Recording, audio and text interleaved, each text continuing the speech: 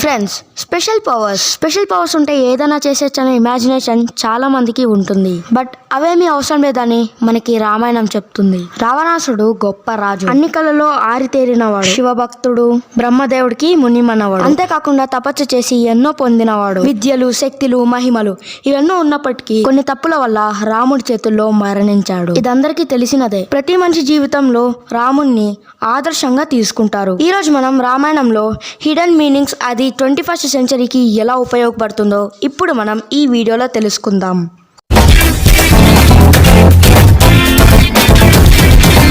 Comfort zone. దశరథుడు కైకేయికి ఇచ్చిన మాట ప్రకారం రాముణ్ణి వనవాసానికి పంపుతాడు. కానీ రాముడు మాత్రం ఎందుకు ఏంటి అని అడగకుండా వనవాసానికి వెళ్తాడు. అంతేకాకుండా లక్ష్మణుడు, సీత రాముడితో పాటు వెళ్తారు. రాముడు తన తండ్రికి విలువ ఇవ్వడమే కాకుండా రాజనే స్టేటస్ అంటే కంఫర్ట్ జోన్ నుండి బయటికి వచ్చాడు. వనవాసం చేస్తున్నప్పుడు లక్ష్మణుడు శూర్పణఖ ముక్కు కోశాడు. అందుకు రాముడు సీతను ఎత్తుకెళ్లాడు. అందుకు రాముడు వాహనాల సహాయంతో యుద్ధం చేశాడు. రాముడు కంఫర్ట్ జోన్ నుండి బయటికి వచ్చాడు. అందుకే అతనికి కొత్త ఛాలెంజెస్ ఎదురవుతున్నాయి. అయినా తను ఎంత ధైర్యంగా ఎదుర్కొన్నాడు. ఫ్రెండ్స్, దీన్ని బట్టి అర్థం ఏంటంటే మనకు కూడా ఎన్నో కష్టాలు వస్తూ ఉంటాయి. వాటిని ఫేస్ చేసుకొని చక్కగా మన దారిలో వెళ్తుంటే ఎవ్వరూ ఆపలేరు. ఫోరిసైటెడ్నెస్. లంకా నగరం నుండి విభీషణ్ణి బహిష్కరించిన తరువాత విభీషణుడు రాముడు సహాయం అడిగాడు. కానీ రాముడు తప్ప అందరూ ఇది కుట్ర, మోసం అని అనుకున్నారు.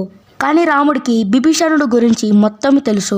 అతని కైండ్నెస్ మరియు పొలైట్నెస్ ని మెచ్చుకొని తన సైన్యంలో స్థానం కల్పించాడు. ఇది రాముడు ముందు చూపుని వివరించే ఎగ్జాంపుల్. కానీ నిజ జీవితంలో ఏదైనా డిస్కషన్ అయినా, గొడవ అయినా వెంటనే యాక్షన్ లోకి దిగిపోతారు. ఎదుటి వాళ్ళ మాటలు అస్సలు అర్థం చేసుకోరు. ఇంకా చెప్పాలంటే వినేదానికి ప్రయత్నించరు. సో ఫ్రెండ్స్, మీకు కానీ ఎప్పుడైనా ఇలాంటి పరిస్థితి ఎదురవుతే ముందు ఎదుటి వాళ్ళ మాటల్ని వినాలి. ఆ తర్వాత ఆలోచించుకోండి మీరు చేసేది తప్పా రైటా.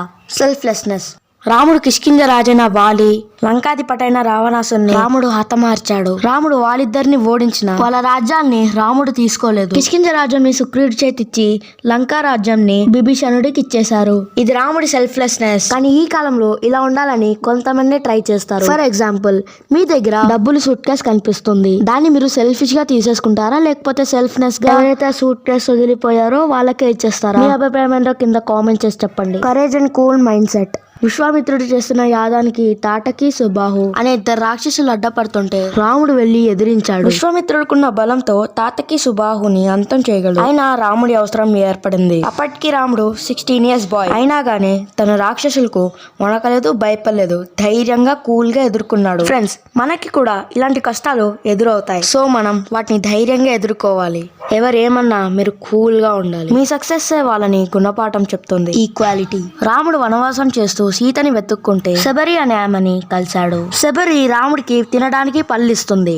రాముడికి రుచికరమైన పళ్ళే ఇవ్వాలని రాముడికి ఇచ్చే పళ్ళను ఎంగిలి చేసి ఇస్తుంది. అయినా రాముడు ఆవిడలో ఉన్న ప్రేమనే చూశాడు. రాముడు అయోధ్యకి రాజు, శబరి ఒక పేద ముసలి. దీన్ని బట్టి అర్థం ఏంటంటే ఏ కులమైనా, ఏ మతమైనా మనుషులందరూ ఒకటే అని రాముడు ప్రూవ్ చేశాడు. Stand alone. రాముడు వనవాసం చేసినప్పుడు ఎన్నో సమస్యల్ని ఎదుర్కొన్నాడు. అయినా తను అయోధ్య నుండి ఎలాంటి సహాయం కోరలేదు. తనకు తానే తన ప్రాబ్లమ్స్ ని సాల్వ్ చేసుకున్నాడు. కిష్కింధ రాజైన వాలిని హతమారిస్తే సుగ్రీవుడిని రాజుని చేశాడు. అందుకు గాని సుగ్రీవుడు రాముడికి సహాయం చేశాడు. దీన్నే ఫ్రెండ్స్ గ్రాటిట్యూడ్ అంటారు. Mastery over desire and senses. Shurpanakha రాముడిని పెళ్లి చేసుకోవాలనుకునింది. కానీ రాముడు నేను పెళ్లి చేసుకుంటే ఒకరినే పెళ్లి చేసుకోవాలి, అది సీత అని చెప్పాడు. ఆ యుగంలో రాజు ఎంతమందినైనా పెళ్లి చేసుకోవచ్చు. దీన్నే పాలిగామి అని అంటారు. కానీ రాముడు అలా కాదు, ఒక్కరినే పెళ్లి చేసుకొని సంతోషంగా జీవించాలి అని అనుకుంటాడు. దీన్నే ఫ్రెండ్స్ మోనోగామి అని అంటారు. ఫ్రెండ్స్, ఈ రోజు కూడా కపుల్ అంటే రాముడు, సీత అలా ఉండాలి అని అనుకుంటారు. Trust on siblings. ఫ్రెండ్స్, రాముడు, లక్ష్మణుడు, భరతుడు, శత్రుఘ్నుడు వీళ్ళందరూ ఒకరిపై ఒకరు ప్రేమగా ఉండేవారు. ఎవ్వరు తన తల్లి బిడ్డ కాదు అని వేలెత్తి చూపించలేదు. రాముడు వనవాసానికి వెళ్తే లక్ష్మణుడు కూడా రాముతో పాటు వెళ్ళాడు. ఎందుకంటే లక్ష్మణుడు అన్న కోసం కాపలా కాయాలి. సో ఫ్రెండ్స్, ఇప్పటికీ అన్న తమ్ముళ్ళంటే రాముడు, లక్ష్మణులా ఉండాలి అని అంటారు. సో ఫ్రెండ్స్, రాముడు సుగుణాలు మనం అలవర్చుకోవాలి. అందరికీ శ్రీరామనవమి శుభాకాంక్షలు. మీ వైష్ణవ్ అమినేని.